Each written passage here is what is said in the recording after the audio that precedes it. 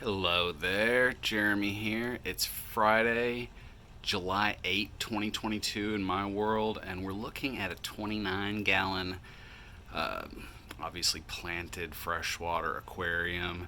This one is modeled after India. Now, even though it has guppies in it, this was an Indian biotope for a while, for maybe a couple of years. And we had dwarf gouramis and some other Indian fish and snails and such in here. But it kind of changed over time and became a place to house these.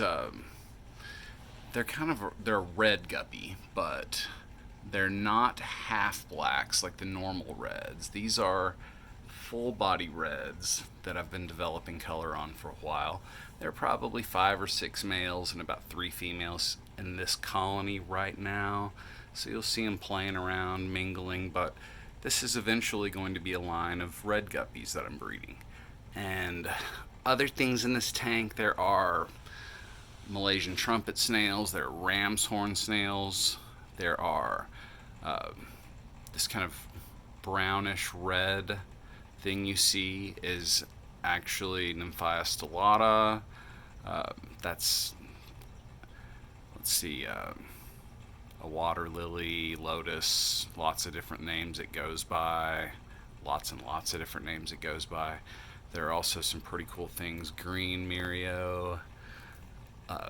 There are Java ferns in here. Java ferns are a relatively newer addition to this tank. Probably about a year ago, I added them.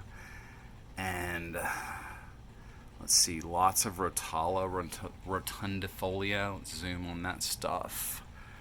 These just got a big haircut, and they were literally growing all the way across the top of the tank. So I had to cut out lots and lots of the Rotala, which is growing literally from corner to corner on the tank. That's that vertical stuff.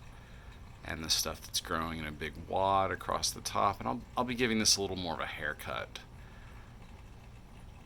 as I go through, but it's kind of you know, the stop zone for the day. I really like that view right there with the reflection and the slight rippling of the water above. That's just really killer. You zoom out a bit. But yeah, I think that's a really nice visual space. I'll be working on it again as the months and years roll by, but no reason for now that I see this tank coming apart. It's one that I enjoy a lot. This is tank B. It's not that it was the second tank here. It's just that it's the tank that's in place of the second tank that I had here. And B, my son's name starts with a B. It's in his room. So as I developed into multi-tank syndrome some years ago and gave him this is a 29-gallon. We had a 20 tall here at first in this armoire. I'll give you a view of the armoire. It's just a standard piece of furniture that I essentially took the back off of and had to wedge this thing in. Even with the doors off of it, I couldn't fit a 29-gallon in here from the front, so I literally took the back off of the thing, shoved it in, filled it up, and that's what we do. Shove it in, fill it up. So, boom, that's what we've got now. Something that's a much more full visual for this space. 29-gallon standard display fits a lot better than a 20 tall did. It looks a lot better. It's been here in this form for a couple of years, I guess. Sometime early 2020. Maybe Christmas 2019. That's probably a better guess. Anyway, so had 3 tanks, and when I started really record keeping, it was like, well, A, B, and C. This one's B because it's in B's room, so yeah, and that's just how things started going. Things moved on from there. Now I think we filled up the alphabet. We have like 3 tank O's and stuff outside that's not even labeled. But whatevs. So this is just an update. It's probably been long enough since I shared an update on this tank that it's different. It has changed. I don't know by what measure because I'm not looking back at the last videos, but I thought it was just a nice little place to hang. Parameters in this tank have slid a little bit toward the Guppy end of the spectrum, so TDS is probably around 100. I'm going to say GH is probably over 150, just as a guess, maybe over 125, under 200 ppm. KH is probably kind of moderate in this tank, meaning that in parts per million it's probably over 50, but I don't know exactly where. The water isn't super hard. Hardness is really a measure of the +2 cations, mainly, let's see, magnesium, calcium, things that are in that line on the periodic table.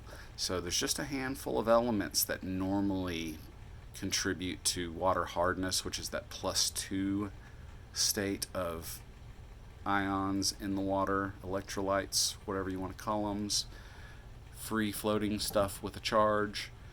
And yeah, this is pretty interesting. It's got 3-phase lighting, so if we look up here, there's an undershelf light that was just a really standard Walmart, like $14 light. There are some eBay, or actually Amazon lights, a pair of them, grow lamps. They're wimpy, they suck, they're just kind of like extra lighting. And then there's a Finex planted something light that I picked up used from a good friend of mine in the hobby locally. She wasn't using it, said it wasn't working well, so I picked it up, messed with it a little bit. Now it's my main grow light on this tank. So and we're rolling into the 7-minute mark.